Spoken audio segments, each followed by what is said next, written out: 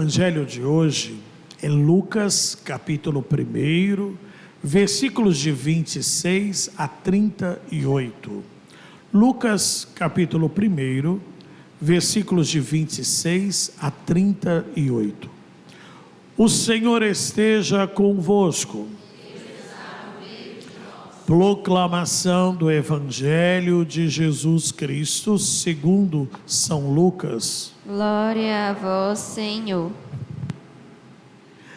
Naquele tempo, o anjo Gabriel foi enviado por Deus a uma cidade da Galileia, a uma cidade da Galileia chamada Nazaré, a uma virgem prometida em casamento, a um homem chamado José. Ele era descendente de Davi e o nome da virgem era Maria. O anjo entrou onde ela estava e disse: Alegra-te, cheia de graça, o Senhor está contigo. Maria ficou perturbada com estas palavras e começou a pensar qual seria o significado da saudação. O anjo então lhe disse: Não tenhas medo, Maria, porque encontrastes graça diante de Deus. Eis que conceberás e darás à luz a um filho, a quem porás o nome de Jesus. Ele será grande, será chamado Filho do Altíssimo, e o Senhor Deus lhe dará o trono de seu pai Davi. Ele reinará para sempre sobre os descendentes de Jacó, e o seu reino não terá fim. Maria perguntou ao anjo: Como acontecerá isto, se eu não conheço homem algum? O anjo respondeu: O Espírito virá sobre ti, e o poder do Altíssimo te cobrirá com sua sombra. Por isso, o menino que vai nascer será chamado Santo, Filho de Deus. Também Isabel, tua parenta, concebeu um filho na velhice. Este já é o 6º mês daquela que era considerada estéril, porque para Deus nada é impossível. Maria então disse: Eis aqui a serva do Senhor, faça-se em mim segundo a tua palavra. E o anjo retirou-se. Palavra da salvação. Glória a vós, Senhor. Podemos nos assentar. Acolhemos aqueles que estão participando também da Santa Missa conosco. Hoje nós temos 300 pessoas, além de nós aqui, que estão também celebrando com a gente. E dentre vocês, 300 irmãos e irmãs, e agora talvez um pouquinho mais, primeiro pedir que você confirme aí, né, sua participação. Clica agora, né, não espera para depois não, faz isso agora, tá? Para que a gente possa também indicar a celebração para outras pessoas.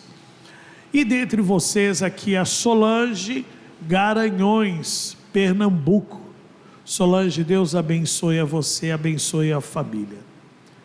Maria, em Poços de Caldas, Minas Gerais.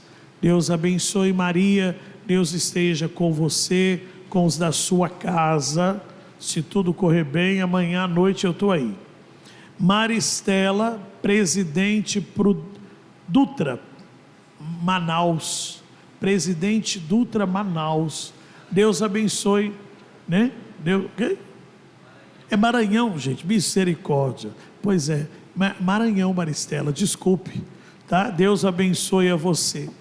É porque eu fiquei empolgado aqui com o José, porque o José é da cidade que só não é capital por acaso, né? Que é Juiz de Fora. Então que Deus abençoe a você, José, abençoe aí toda a comunidade de Juiz de Fora, né? Deus possa abençoá-los. Amados irmãos e irmãs, a vida segue, a vida continua, né? O problema é parte da vida da gente, ele não é a vida toda. E nós vamos hoje, celebrando Nossa Senhora, amadurecermos uma realidade que o padre sempre diz: o santo não está na igreja para ser admirado, mas para ser imitado. Essa é a função. Com tranquilidade, a gente troca a palavra santo por exemplo. Quando o Papa nomeia, proclama tal pessoa santa, ele está dizendo, essa pessoa a partir de hoje é exemplo para todos os cristãos. Todos os cristãos. E aí então hoje, Nossa Senhora Rainha. O próprio título já diz, né? Senhora das coisas e não escravo delas. Hoje no mundo nós temos uma dificuldade, porque a gente vai se deixando escravizar. E aí também algo que o padre Gilson já falou 356.000 vezes. Idolatria não é só o pedacinho de gesso ou uma estampa, como as pessoas falam. Idolatria é colocar coisas, pessoas e sentimentos no lugar de Deus.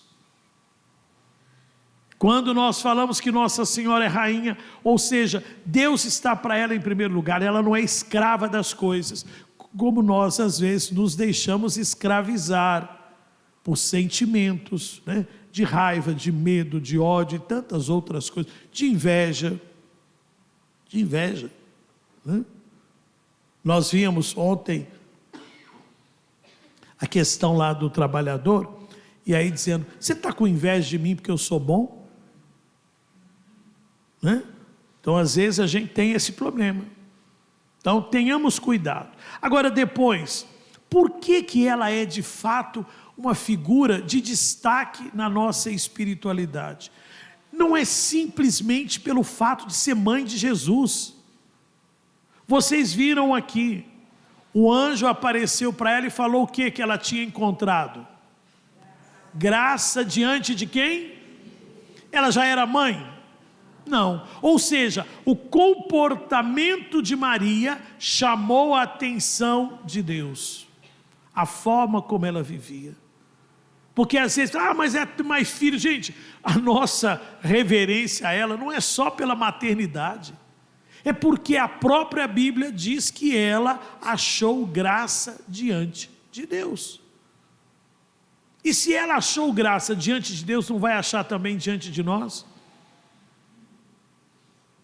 Dentre todos os seres humanos, qual é a única pessoa que pode se referir e faz isso na Bíblia a Jesus como meu filho? Maria. Quando encontra com Jesus lá no templo, aos 12 anos, ela depois de procurar 3 dias, o que ela fala? Meu filho, teu pai e eu te procurávamos. Meu filho. Agora, essa pertença a Jesus, como é que você está vivendo isso? Porque olha, eu sempre falo, o inimigo de Deus e nosso, se há uma coisa que ele não é burro, gente. E Satanás, ele trama as coisas de forma muito sutil.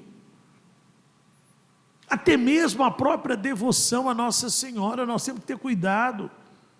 Porque senão fica só assim, um modismo, né? Agora então eu vou pôr uma camisa de Nossa Senhora. Agora tem uma joinha diferente com Nossa Senhora. Agora arrumou isso de Nossa Senhora. E a gente vai criando adereços espirituais, mas sem vivência espiritual. Não estou dizendo que você não possa portar um objeto religioso, uma medalha. Nossa Senhora, né, lá das Graças, ela diz, olha, mandou cunhar a medalha, falou que Santa Catarina cunha essa medalha, quem usar vai receber a bênção. E nós temos um caminhão de histórias, de pessoas, né, melhor dizer testemunho, porque senão fica parecendo que é coisa inventada, de pessoas que receberam bênção, graça, com a medalhinha de Nossa Senhora, desde as coisas mais exóticas e impossíveis, como as coisas mais simples. Nós temos, por exemplo, aqui, participa da nossa comunidade, até está meio doente, precisa de oração. Por falar em oração, vamos rezar para Zezé, né? A Zezé levou um tombo, quebrou o fêmur e o braço, né? Então a gente precisa rezar para ela. Mas também a Pilar. E a Pilar tem uma coisa interessante com o esposo. O esposo dela vivia achando medalha. E ela, mais religiosa um tiquinho que ele achava medalha. Para quem que ele dava? Para a esposa. E toda vez ele achava uma medalha. Um dia ela falou assim: ô Kurt, que ele é alemão, né? Eu acho que Nossa Senhora está querendo ficar com você. Eu não quero mais essa medalha não, essa vai ficar com você, põe na carteira. Nunca mais ele achou medalha. Então, tá aí. Então eu estou dizendo, é um exemplo, né, um testemunho simples, mas para vocês verem que não é o sentido. Eu não estou aqui falando que não possa. Eu tenho medo quando nós transformamos as coisas em moda. Agora está usando, e às vezes Satanás vem e empobrece o sentido religioso das coisas. Empobrece o sentido religioso. Então tenhamos cuidado. Outra coisa, confiança, e aqui já concluindo, né? A confiança de Maria, porque eu acho muito bonito o texto, né? Que a gente reza no Ângelus, mas sempre me chamou a atenção o final do texto. Você que tem a Bíblia aí, finalzinho do 38, né? Como é que termina dizendo? E o anjo retirou-se. Gente, ela concebeu e depois o anjo, montou num 12, sumiu no capinado. Quem é que foi falar com José? Porque a gente fala assim, José dormindo, não sei o quê. Mas quem é que contou para ele? Não foi Gabriel, porque Gabriel aparece depois para falar, não tenha medo de assumir sua esposa. José já estava ali com a cabeça quente. Quem é que teve que ir lá falar? Foi ela. Agora, minha irmã, você já parou para pensar? Você chegar para o seu marido e falar assim, eu vou ter um neném, mas não é seu não, é de um anjo. Você parou para pensar, como é que seu marido vai encarar uma coisa dessa? Pensa Nossa Senhora. E depois, o menino nasce, gente, tudo bem, foi num curral, numa gruta lá que as ovelhas ficavam, aparecer pastores, tá normal. Mas de repente aparecer reis, camelos e não sei mais o que, aqui a confusão toda chegando na casa dela. Mas a hora que o povo vai embora, o marido levanta e fala assim, vamos sumir, porque estão querendo matar o menino. Como é que fica a cabeça de uma mãe? Mas o menino acabou de nascer, não, mas nós vamos embora, nós temos que fugir. E quando está lá, a coisa ajeitada, talvez já acostumando, o marido vem e fala o quê? Vão voltar. E depois, 30 anos, gente, ali, como é que foi? Ela está lembrando, quantas vezes ela não deve ter debruçado na janela, para ver Jesus e José trabalhando, e ela pensando, mas não é filho de Deus? O que eu estou vendo de diferente? Entra ano, sai ano, meu filho está aí do mesmo jeito. Mas depois, toda aquela realidade, essa expressão que o padre Gilson gosta muito de falar, que Nossa Senhora é aquela que apressa o milagre. Porque quando ela vai lá, né, e fala para ele que não tem vinho, o que ele responde para ela? Minha hora não chegou. Mas ela leva a sério isso?